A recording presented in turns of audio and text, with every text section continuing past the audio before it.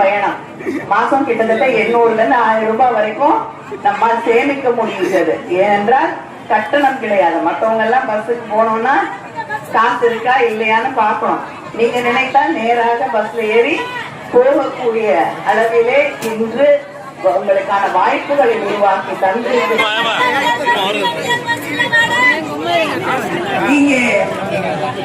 நீங்க கோரிக்கை வச்சிருக்கீங்க. நிச்சயமாக நான் முதலமைச்சர் அவர்களிடம் தெரிவிக்கிறேன்.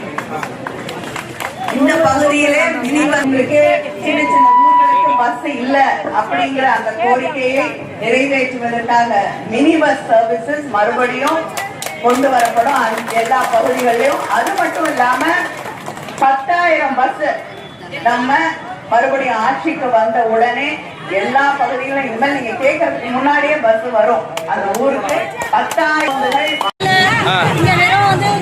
கவர்மெண்ட் பஸ் 201 பெரிய பிரைவேட் பஸ் மட்டும்தான் வருது.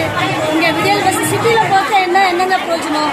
இங்க மக்கள் வந்துட்டு திருத்தணி திருவள்ளூர் நிறைய டெய்லி பயணம் பண்றாங்க. சிட்டில வந்துட்டு அந்த ஃப்ரீ பஸ் விட்டு என்ன பிரயோஜனம்? இங்க விட்டாதான் எல்லாருக்குமே யூஸ்ஃபுல்லா இருக்கும், எல்லாரும் நல்லா பயன்படுத்திக் கொள்ளலாம். அதனால இங்க ஒரு விடியல் பஸ் கூட அவங்களுடைய எல்லா கோரிக்கையும் நாங்க